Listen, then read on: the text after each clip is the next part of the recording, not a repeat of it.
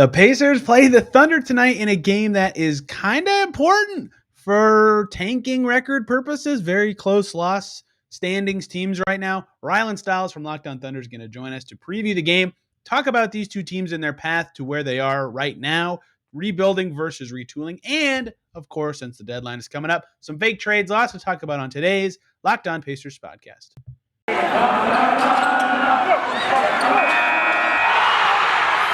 You are Locked On Pacers, your daily Indiana Pacers podcast, part of the Locked On Podcast Network, your team every day.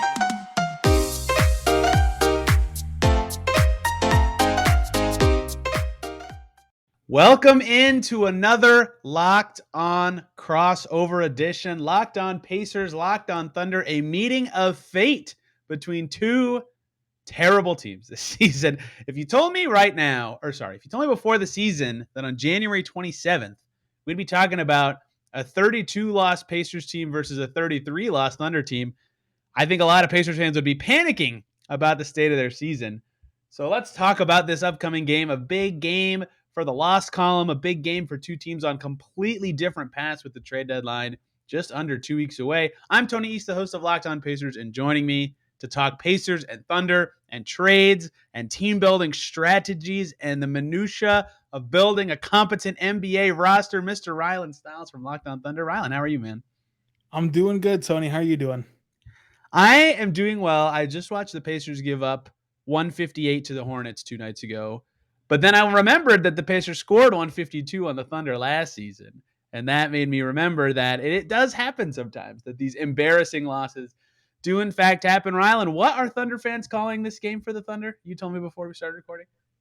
Right. After the drumming of the Grizzlies, I am now resigned from saying it can't get worse, because obviously the Grizzlies drumming by like 70-something points, it can absolutely be worse. So everything comes around the NBA, but this game is exciting, and that might sound odd to your audience that's not fully on the tank yet, but this game is very important for draft position, which is what Thunder fans care about. And so it's the tank game of the year.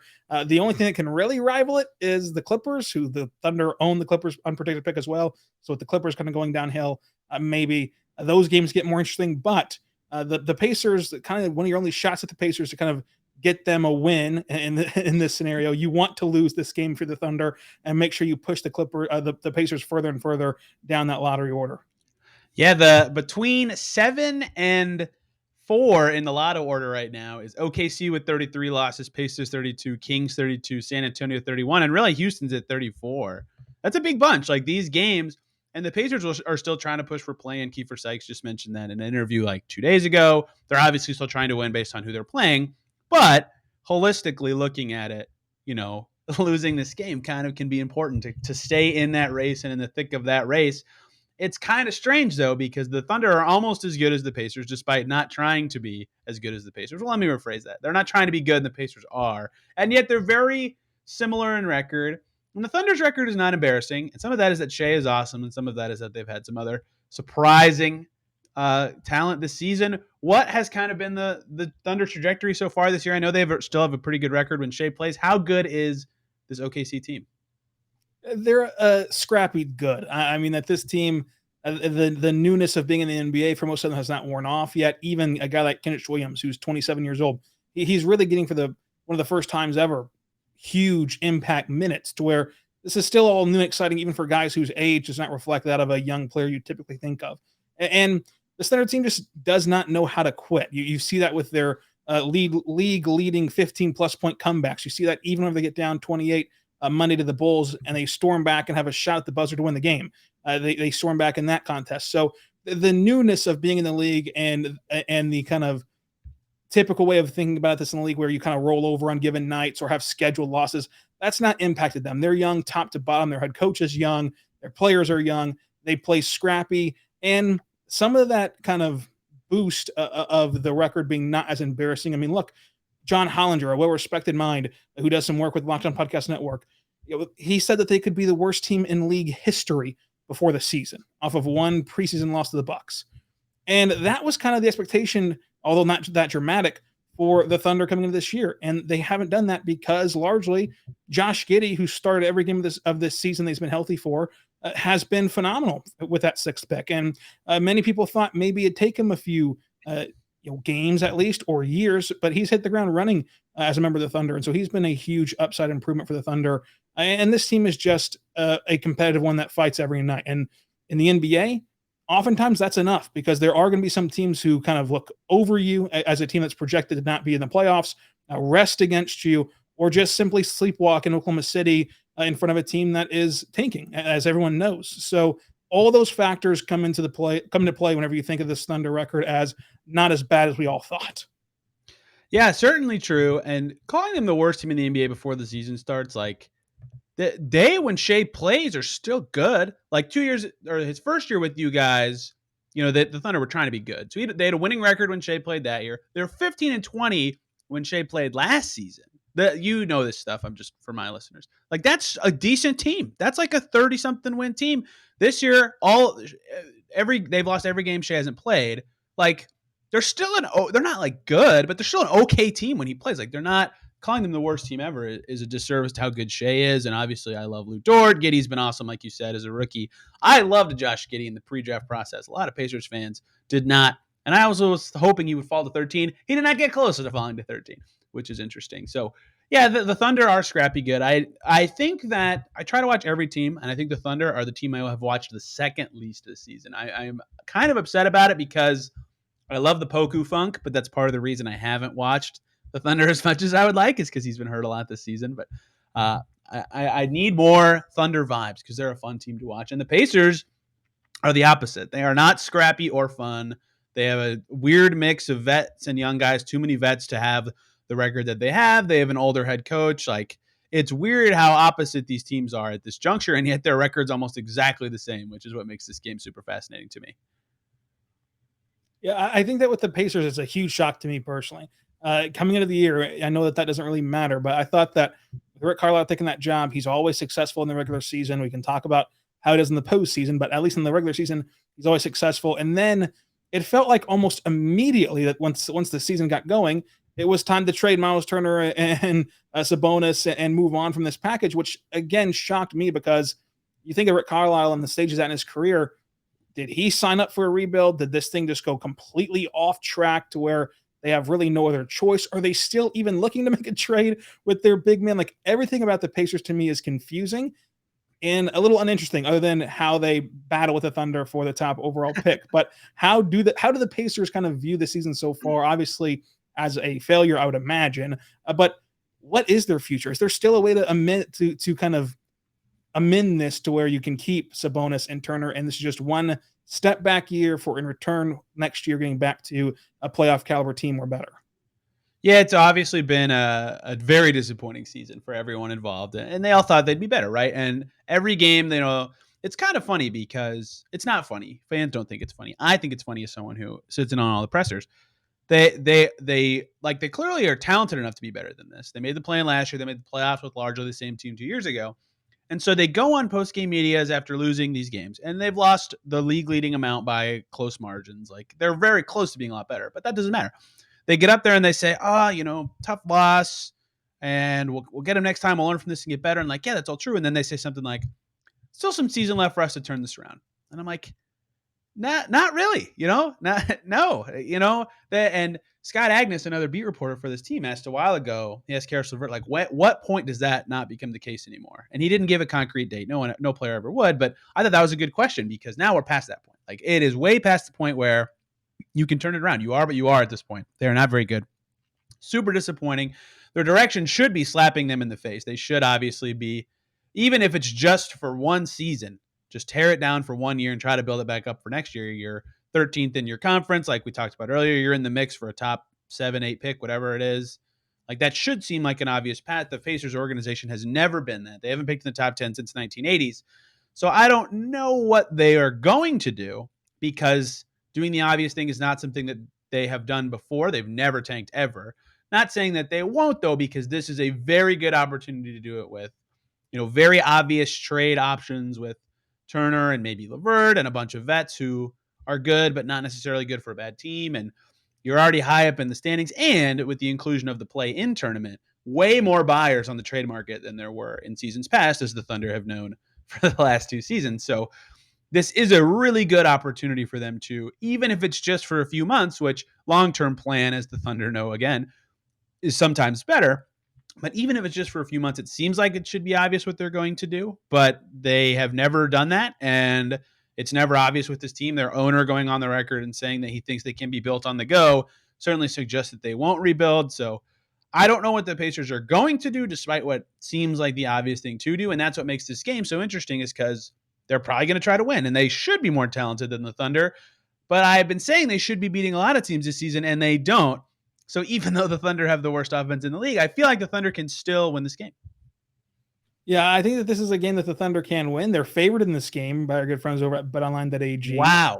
So that's telling for Pacers fans, I'm sure. And I trust Mark and this Thunder team to be more aggressive tonight. I trust them to be more prepared. I trust them to be more to want it more than the Pacers do. So if I had to bet right now, I'd take the Thunder in this game because of all those factors of, it seems like the Pacers are lackadaisical, as you mentioned there, where it's always the goalpost is always moving on when these games start to quote unquote matter. For the Thunder, they want every single game. And you're seeing Shea play 38 minutes a night, just trying his heart out to win these games, and just exhausted at the end of these games trying to win. And not that these losses are wearing on him, but just that he's that kind of leader of this team, where he's not going to let them have a couple lazy performances. I can count on one hand over the last 2 years, even through all of this losing, even through these entirely bad rosters at times, how often this team looked disinterested. And 2 of them happened this year. So this team under Mark has an incredible track record of not looking disinterested. Playing at home, they've been off since Monday. They've only had 2 practices this week.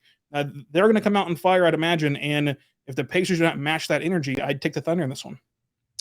That's very possible. We'll get a little more nitty-gritty in a second, but you just brought up our good friends over at betonline.ag, and I would like to talk about them a little more because they would like to wish you a happy new betting year as the march through the playoffs and beyond continues. NFL championship weekend coming up. It's going to be super fun to watch all those star QBs and Jimmy Garoppolo play. And BetOnline remains the #1 spot for all the sports wagering action for 2022. It's a new year, and they've got a new updated desktop and mobile website for you to sign up today and receive a 50% welcome bonus. All you got to do to get that 50% bonus with your first deposit is use our promo code LOCKEDON, all one word, to get started. They've got football, basketball, hockey, boxing, UFC, your favorite Vegas casino games. Don't wait to take advantage of all the amazing offers available for 2022. BetOnline is the fastest and easiest way to wager on all your favorite sports. BetOnline.ag, where the game starts. Whether you're here for Locked On Thunder or Locked On Pacers, thank you for making us your first listen every single day. And for your second listen, I did not brief Rylan on this, but I will say, go check out Locked On Warriors to hear about all-star starter Andrew Wiggins. What crazy stuff. The Warriors guys will have all the takes on that. I mentioned a second ago, Rylan, before we talk about the future of these teams, that the Thunder have the 30th ranked offense in the NBA, and their defense is good. They're 15th in the league. That's better than the Pacers defense, which is, again, another crazy thing about this Pacers team this year. What are the Thunder bad at that the Pacers could potentially exploit to win this game?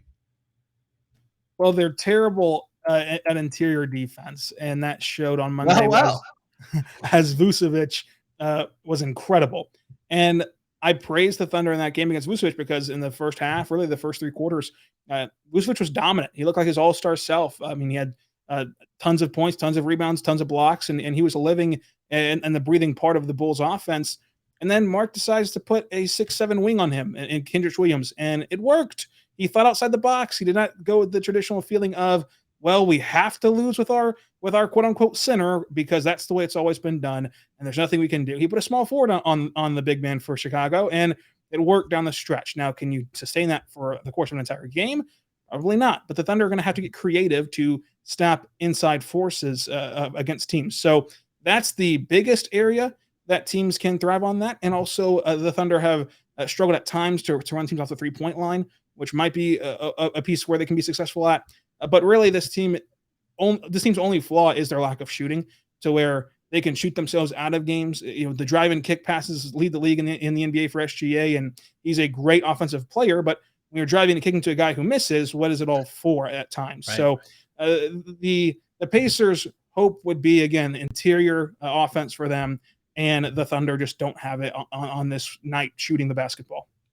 Yeah, Pacers 26th in 3-point percentage and still a full percentage and a half above the Thunder, who are last in 3-point percentage this season. And the Pacers can relate to kicking to bad shooters because they have a bunch of possessions where they labor and kick it out to a wide open three, and it's Torrey Craig shooting. And Torrey Craig is a fine player, but that's not necessarily an awesome possession, especially when you have to work hard for the shot.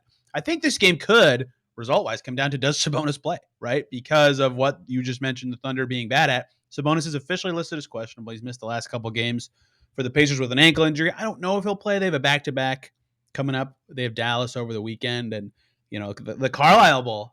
So I wonder how the Pacers will get up for that. But, if you recall the game I mentioned earlier where the Pacers hung 152 on OKC last May, Sabonis returned from injury that night and had 26, 19, and 14, right? Like, he killed them.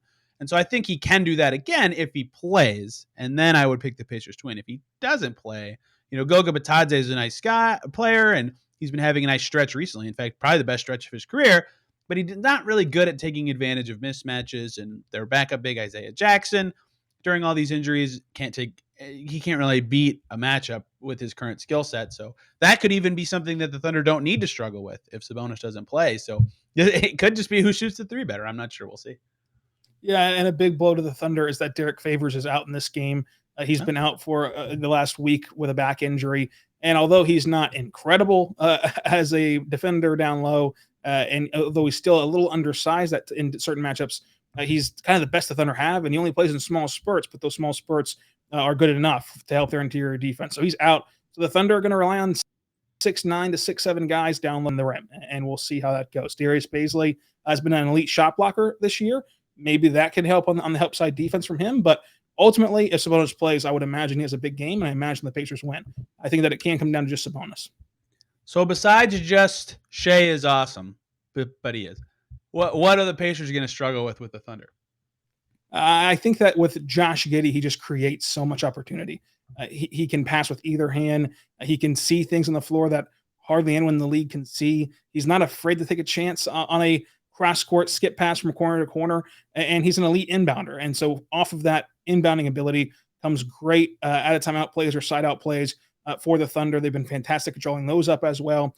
So besides SGA, you're looking at Kenrich Williams' impact off the bench. He's been huge on both ends of the floor, shooting a career best in three, as Mike Muscala is as well. Those two guys helping out.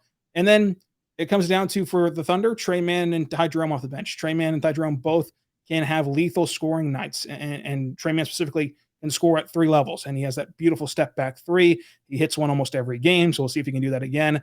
But for the Thunder, it's kind of a collective effort past Shea. It's just who's going to have the hot hand, and sometimes nobody has the hot hand besides Shea, and that's just the bottom line. But there's a few guys who can make some things happen for the Thunder, and I think that even Lou Dort getting hot from three and being more efficient as he was Monday from distance can really help this Thunder offense. So we'll see what brand of team the Thunder pull out in this game.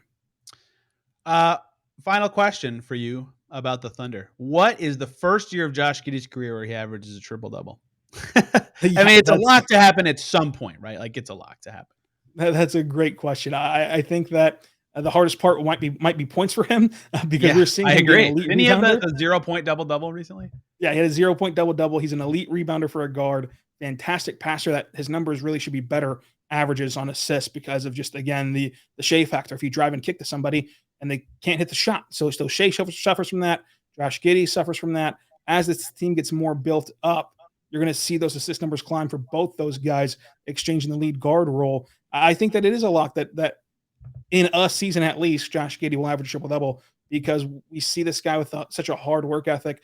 And he mentioned already he's self-aware to where he says, hey, I need to change my shot this offseason, but I can't really do that in season. There's not really a time to do that in NBA season when you're playing these games back-to-back. So he's going to go in this offseason and reconstruct his shot. And if he becomes a league average three-point shooter, that's enough because his floater game is already elite. Off of that comes lob passes and comes dump-off passes down low that he can make. And he can really score at the rim as well. So I think that with Josh Giddey, it will happen, and he is a blue chip prospect that and I'm glad you were very high on him pre-draft. I was not as high. I was high on him for the Pacers selection, not necessarily at 6.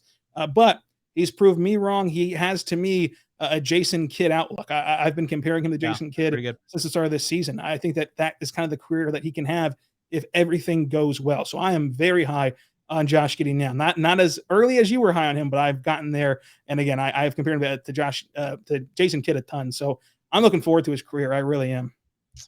So I did the my Pacers trade deadline primer preview, whatever you want to call it, podcast 2 days ago.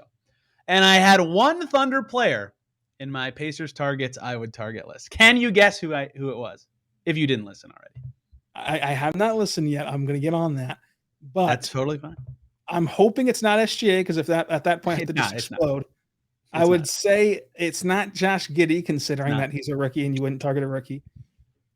I'm going to take a stab at Lou Dort, because I think that you're an outside the box thinker and you're not going to just go with Kenny Hustle or Mike Muscala. So let's go Lou Dort. It was not Lou Dort, although I love me some Lou Dort. It is weird how many Thunder players I have a basketball crush on. It was not Lou Dort, and I will tell you now. It is Darius Bailey. And I know that Baze has a lot of flaws in his game, has yet to become an efficient play finisher or anything like that. But I think that the Pacers are bereft of athleticism, and he is an athletic wing for sure, and he's coming around on defense a little bit. So he certainly's got a ways to go being an offensive threat of any kind, but I like the skills he has and thinks he would fit well with the Chris Duarte, Isaiah Jackson plus stuff core the Pacers would be building. What kind of price would Bazley have if he's even available? Tony, my heart is fluttering right now. I am typing an email as we speak to our boss Nick Angstead, asking him to make you the co-host of Locked On Thunder, and let's just take over a day of Locked On NBA too. Let's just do it together in this sphere, because I am the founding member of the Building Block Bazley Committee. I have a love affinity for Darius Bailey. Wow. And Thunder fans want to give him away for a bag of basketballs. So, deal. Sold. You just brought up the most controversial topic of this season for the Thunder. Some fans love and support Bazley and want to see him continue to grow. Some fans want him waived from the team. That is how divisive Darius Bailey is from this fan base.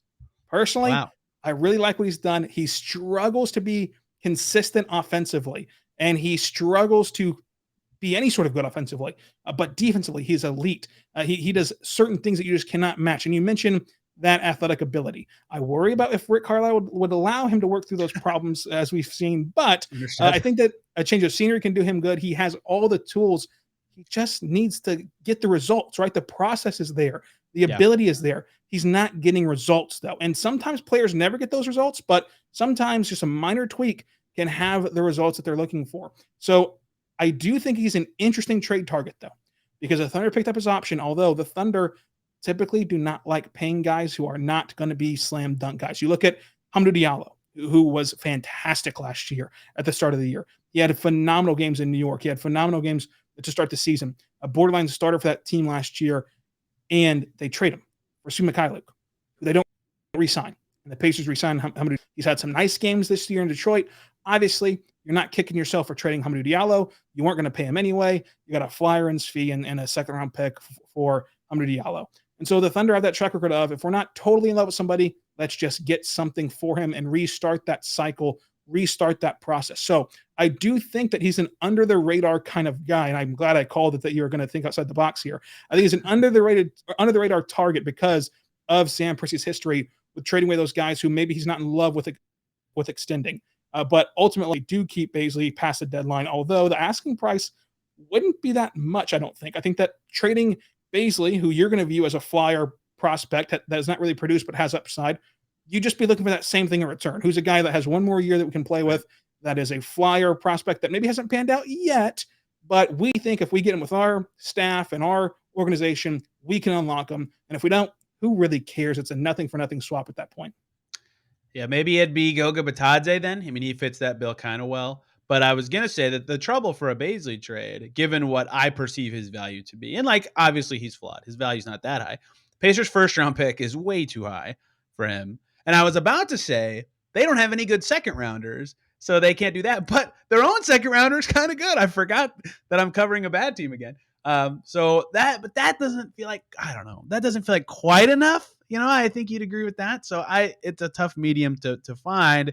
Maybe Goga's the salary too. I mean, that could work perfectly, but I just think Baisley's awesome, and he was my guy. You have a Pacer that apparently Thunder fans want to trade for, and we should talk about that and then talk about team building strategy. But first, Rylan, it's a Locked On podcast. We got to talk about the great folks over at Built Bar who are making the best tasting protein bars ever, and so many Locked On Pacers listeners have told me they love them. Rylan, do you have a favorite flavor of Built Bar?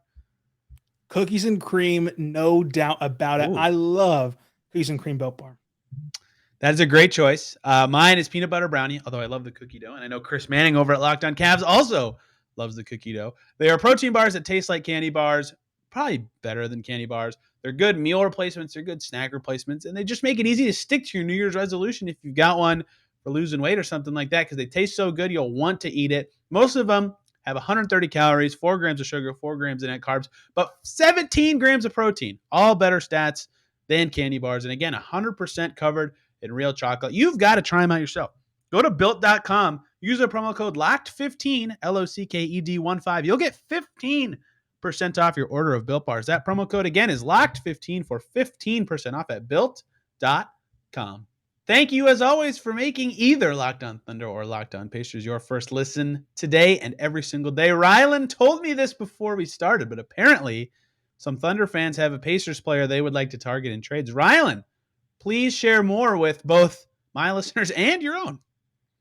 Again, there's a few divisive topics with the Thunder fan base. One of them is Darius Bailey, who you mentioned that Goga and a second-round pick might be too low for. Some Thunder fans would say that's way too high of a payment to make for the Pacers. So he is very controversial. But another one is the fact that since you have so much draft capital stored up, and fans do not like losing and tanking teams, rightfully so, anytime a player becomes available, they say, how do we get him? How do the Thunder get him? Can the Thunder go get him? It's like, well, the Thunder can go get almost anybody with the draft assets that they have. Any team that wants draft picks, wow, wants to rebuild. That's a fun question I would like to think about at some point. Who could the Thunder not trade for? But that's not what you're talking about. Keep going. Right. With the Pacers, the first initial report that Turner or Sabonis was going to be shipped out, immediately Thunder fans start going to Twitter, asking me in the comment section, what can the Thunder do? Should the Thunder get him? How can the Thunder get him? Leading to go get Sabonis. Now, again, there's also a portion of the fan base that still wants Ben Simmons. So I'm not going to elevate that high, but it did pique my interest as we do this crossover, kind of what you view Sabonis's value to be, and also what you view the Pacers' motivations to be. Because you mentioned it here on the show throughout the course of it that it's confusing. You don't really know what the Pacers' idea is, because if the Pacers' idea is not to rebuild and to not get and build through the draft, what do the Thunder have that can match Sabonis' value? Because you don't want to give up Shea or Josh Gatty. That's at best a neutral move, if not a downgrade for the Thunder.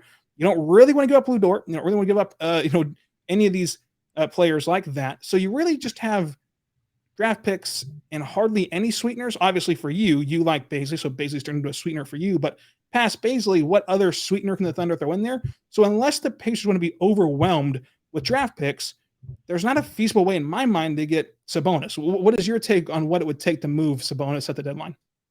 Yeah, I've kind of stood with this take for a full season now, but the Magic's trade for Vucevic, that is the exact blueprint to me.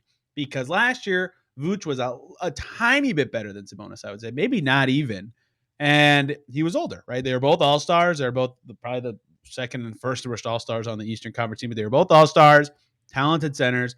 And Vuce fetched the Magic 2 firsts, Wendell Carter, and salary filler. Otto Porter doesn't matter for the sake of this discussion. So that's kind of the guys I've used for a Sabonis trade. And that's what the reported price is. Actually, honestly, it sounds like a little higher that the Pacers are wanting. And I get why. He's only 25. So that is kind of what I would be shooting for, is a well-established, good young player. Not necessarily like a guaranteed stud. Like Wendell Carter is good, but he's not like changing the Magic's fortune or anything. And then 2 firsts. And so the Thunder have 1 million firsts, but the parting with the right ones is important. Like that Detroit one's probably going to have quite a bit of value, and that unprotected Clippers pick is looking really juicy this season. Those are probably like stuff that the Thunder don't want to give up, but they've got some other interesting ones, plus all their own. They have young guys, but that's where I think the hardest part of making this trade is either they're in the tier that you described already of like the Shea Gatty tier, where it's like way too much. You're not doing that. Or it just drops to a point of, I guess Lou Dort might be in the middle here, but it drops to a point of like, that's not enough of a established young piece to do this for the Pacers. So, yeah, I think that the Thunder have the assets, like I said, to get literally anybody, basically. But I don't know if there's a perfect fit between these teams, especially because I think the Pacers want to be back to pretty dang good pretty quickly. The Thunder would need to find a team that just cares about the draft and not a lot about young players, because there's not really a foreseeable way to get non-good young players, or at least non-great young players, right? So the Thunder have Gatty and Shea, and you don't want to part with them because they're going to be blue chip guys. You might consider parting with Woodward for the right person. And then past those guys, you have Taylor Maledon, Pokusevski, right? What does that really do for a team along with draft picks? And then in the Pacers scenario, if you're agreeing to take on a ton of draft picks from the Thunder, you're agreeing to build through the draft. So how much does Kenneth Williams help you? How much does Mike Muscala help you? Those are two names that teams would want and teams can win with, but not two teams that rebuilding teams necessarily need. And so you can get kind of a better offer elsewhere. I think that for the Thunder stuff, you need a team that wants to admit, we're not going to go to the playoffs anytime soon. Let's just hard reset and figure it out. And this is our best bet right here. So the Clippers pick, though, was interesting, though, because the Clippers pick, to me, you view right now with the injuries to Kawhi and Paul George as the most important and the most valuable Clippers pick of that entire package, that historic package to get, SGA and to trade Paul George over there to LA. However, they're finding ways to win. They're finding ways to be scrappy and to make these comebacks like they did against Washington this week. So you can gamble a bit if you're into that sort of thing and trade that pick at the deadline in 2 weeks. And it seems like, oh my gosh, we just got a first round pick from the Clippers who don't have Kawhi or Paul George. But then the Clippers still continue to be a young, scrappy team, and you trade away a 10th pick instead of a 6th pick. The similar thing happened to the Thunder last year, where they were just a young, scrappy team, and until Shea got hurt and they were forced to shut him down, they couldn't lose games. They just couldn't do it. They were supposed to be a bottom 3 team and get the hikes that were at the top of the draft, like a Cade Cunningham, and instead they were at pick 6 and lost until, luckily, they picked the Josh Giddey and salvaged that lack of lottery luck. So you're betting on the lottery luck being bad for the Clippers, and you're betting on that team winning just enough games to where, yeah, it's a good pick, but it's not 5th. It's not 4th. It's not 3rd. Right. Like, how far realistically can this Clippers team climb up the tankathon ladder whenever they keep winning these scrappy games like they did against me? Yeah, that's completely fair, and I understand why they'd be willing to part with it. But I just think in general, especially, we also, like, the salary filler is kind of hard for the Thunder too, who are below the salary floor. I'm not going to get into the nerdy minutia of they're above the salary cap but below the salary cap floor. That would take me too long to explain. We can do a whole nother podcast on that at some point. But that is true. They are both, for Pacers listeners who don't know about the Thunder salary cap situation, they are above the cap legally, but they are below the salary floor in terms of spending. It's the craziest thing I've ever seen. Their team building strategy has been hysterical. I mean, Derek Favors, I guess, is salary, but it's really hard to cobble together enough to make it completely match. So I think it's possible if the Thunder really were motivated to get Sabonis to make it happen, but also at the juncture they're at, it doesn't make sense to me that they would do it. So I don't know that that's necessarily a great trade fit. Yeah, I think that the Thunder trade line strategy is just let the market dictate itself, right? I think that with Kenneth Williams, he's a 27-year-old that can shoot, that can play multiple positions and defend multiple positions, and a guy that teams would really want. But the Thunder want to trade him when he was only making $2 million and he wants to be in Oklahoma City. He says publicly he wants to retire here, that he loves the organization. He can be that culture-setting guy, a guy who comes in and night out and does the dirty work. Well, with the asking price of a first-round pick, you're likely just going to let the market decide for you. And you're going to take that decision out of your hands. Because if you get a first-round pick for a guy who was a salary cap throw-in to get Steven Adams to New Orleans, and a guy who almost didn't make the team last year, you're going to need a first-round pick for him. You have to take that. And if you don't, you say, okay, well, we want this guy long-term anyway, so who cares that we didn't get a first-round pick? So I think that's going to be the Thunder's role. And also the Thunder's role would be as a third team to help out the Pacers trade Sabonis. And maybe the Thunder themselves aren't getting Sabonis, but they're helping another team do it, because I have it from multiple sources that the Thunder are looking to use the open roster spot that they created by just cutting Gabriel Deck to take on 2 salaries and do 2-for-1 trades and take on the worst contracts in the league in order to get draft capital and better assets. So they're going to improve their return, even on a Darius Bailey trade, improve their return by saying, okay, we're going to give you Bailey and take away your worst contract. And then maybe that elevates his status as well. Not that Bailey will get moved or anything, but just a prime example of how taking on salary helps the Thunder. And so they're looking to do that with that open roster spot in that weird quirk in the cap where they're under the salary cap floor by $23 million. So they're looking to take on a ton of money here at the deadline. And so it just comes down to how can they help? How can they facilitate the market in a ton of different trades like Kenny Hustle and also like facilitating a third team trade, hopping in there like Cleveland hopped in and got Allen last trade deadline. So that's kind of the Thunder's role in all of this. They're fascinating from their salary cap situation and pick situation. The Thunder are just so fascinating from a team building perspective to me. I have one more question for you, Rylan, and it is not related to this game or a specific trade. And it's not even really something that's like easy to answer or has a concrete answer. But the Thunder as an organization have done something interesting. And that is after KD left, they you can correct me if these words are incorrect in your head. After KD left, they retooled. They built a whole different team around Russell Westbrook, and they tried to be good and make that team go far, and they lost in the first round a couple times in a row. And then they just said, screw it, this isn't working, and they traded Russ, and now they're doing this Presti-off thing. I don't know what to call it. It's incredible how many picks they have. This tanking success rebuild, complete rebuild thing. And the Pacers are at a point where the reporting said they were going to rebuild, and then their owner said, no, we're not. We're going to retool. And the Pacers have always retooled. And I'm just curious in general about your thoughts between fan interest and winning in the regular season versus not winning at all, but building for the future thing. How do you view those two plans, and which, both of these teams are small market teams. How do you view team building now that you've seen the Thunder go through both of those strategies? Well, it's a lot easier to employ the retool strategy whenever you're left with Russell Westbrook, a top 25 player of all time. I know that he gets made fun of a lot nowadays, but you got to think this was years ago, right? Whenever they retooled around Russell Westbrook, he was still an elite player, and he still can be elite at times. And again, it's just easier whenever you're left in the dust with, oh yeah, we have another top 25 player, have another transcendent talent whenever one just walked out the door. That's a lot easier for the Thunder, and also had a perfect storm happen where you get Sabonis and Oladipo for nothing from the Magic with Oladipo and the Serge Ibaka trade. You get Oladipo for nothing, and then all of a sudden, Paul George wants out of Indiana at the perfect time, only 1 year after. You only had to suffer 1 year without a co-star for Russ, and on that season he went nuclear and had a triple-double averages and things like that of that nature. So you had all that happen, and then right after that season, Paul George wants to leave Indiana and he wants to go to Oklahoma City with Russell Westbrook. That kind of sounds good to him after you trade Oladipo and Sabonis for him, two guys who, again, were just kind of shots in the dark, for lack of a better word. And you go with the Paul George thing, and then 2 months later, a Hall of Famer, Carmelo Anthony, wants out of New York, and Carmelo Anthony, who had a no-trade clause, was a lock for the Hall of Fame, is still a lock for the Hall of Fame. He says, you know what? Sure, I'll go to Oklahoma City. Put him on the list of teams I'll go to. Carmelo Anthony wants to go to Oklahoma City?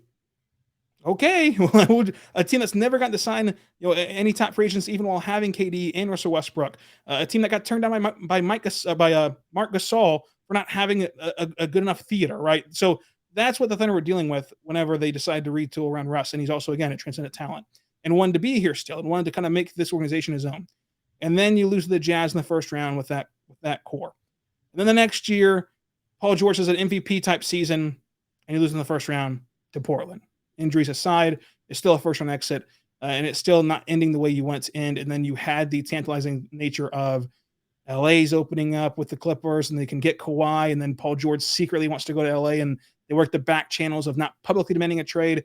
The Thunder that was their best piece of work right there, is by not allowing the trade to get out and not allowing the demands of the trade from both Russ and Paul George. Yeah, the Pacers know all about public Paul George trade demands. Right. If Paul George simply takes that to Woj first and not Sam Presti, the Thunder don't get half of what they got for Paul George. Yeah, they might be still retooling instead of rebuilding. Exactly. So I think that all of that had factored in, right? And then you get the Chris Paul team that was not supposed to be good, that had a 0.2% chance to go to the playoffs. Nobody thought they'd be good. We thought that was going to be the first year of the tank. And then they, before the pandemic, were fighting for home court advantage in the playoffs. The Thunder ride of team building has taken many different turns, because you thought that the team would crumble after KD. You thought the team would crumble after the Paul George trade, and you got an old Chris Paul who people were down on that Westbrook swap with Chris Paul, and they never would crumble.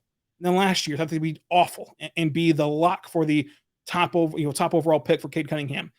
And then they hung around too long, and they had a resurgence from Al Horford, had a resurgence from George Hill before his thumb injury, and then you had SGA emerge into a star. And so ultimately, though, I prefer the tanking method that they're doing now than just trying to patchwork it together, because it's hard to win the NBA. The Thunder had Russell Westbrook and Paul George in their primes at the same time, and it resulted in them not getting past the first round. So retooling around Shea, sure, they could retool around Shea. He's good enough to get them to the play-in every single year and the playoffs every single year and to win 40 games or whatever it takes to get to the playoffs. He's not good enough on his own to go to the NBA championship. Not even Russell Westbrook and Paul George were. So to me, I think that you just tear it all down and get Shea as much help as you can. And in a market like Oklahoma City, and I hope I'm not bashing Indiana by saying this, but a market like Indiana as well, the best way to acquire those stars is through the draft and through draft capital, whether that be selecting Josh Giddey or trading for a star using that draft assets in the future for the next NBA disgruntled star that's always around the corner that wants out of their situation. So to me, I love the tanking aspect of it. From a fan perspective, I can see where it dips off and declines, but the really diehard fans kind of understand in our case scenarios with Indiana and Oklahoma that this is kind of just the way it is. Right or wrong, that's kind of the way the NBA works. But yes, I can see where fan interest declines whenever your team is purposely trying to lose and purposely not putting the best product that they can on the floor.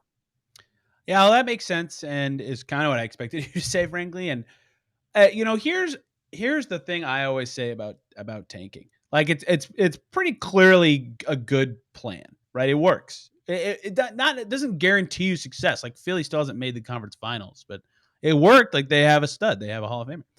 The thing is, I hate that the NBA has created a system where being awful on purpose for a while is a good strategy. That's what I hate about it. And that, like, it's morally stupid to me that a sport is like, yes, go be bad. It will work out for you in the long term. And it's going to be hard just because of how basketball is played and how much one player can change entire games to ever fix it. But that's my beef with tanking if I had one. So that's why I'm always like less into it and less rosy about it. That said, yeah, if the Pacers did it this year, it'd be smart in their situation. So I think it's more likely that they try to do some sort of retool or mini build on the fly kind of thing and try to be good next year, but it would not be a bad idea. And I think that there are merits to, okay, let's just strip this down to the bare bones. And okay, we've got Duarte and Isaiah Jackson. Let's go from there and see what we can do. But yeah, it's a fascinating thing. And it's fascinating how the NBA is like, yeah, we don't care if teams tank. It's fine with us. So yeah, that's my thoughts there. Your answer was very interesting to me. You got anything else about this game, about the Pacers, about the Thunder before we go? I'm wishing Sabonis and the Pacers all the best. I am fascinated by Rick Carlisle's decision to go to Indiana, and then they start to rebuild, retool, or do whatever this is that you're going to be calling it. I think that the Pacers are very interesting. I do enjoy listening to Locked On Pacers and your work at Locked On NBA. So best of luck to the Pacers tonight. I'm rooting for the Pacers to win the game. So hopefully that curries some favor with your audience. There you go. You can follow Rylan, everybody. And if you're listening to Locked On Thunder, I feel weird introducing you for you. So just where can people follow you and your stuff? You can follow me at Rylan_Stiles on Twitter. And for Tony's audience, you can follow him at TEastNBA on Twitter as well. That's right. And our shows are at Locked On Thunder or at Locked On Pacers. Very easy ads for those things. Hope everybody has a great upcoming weekend. We'll be talking more about our respective teams come Monday. And we will see you then.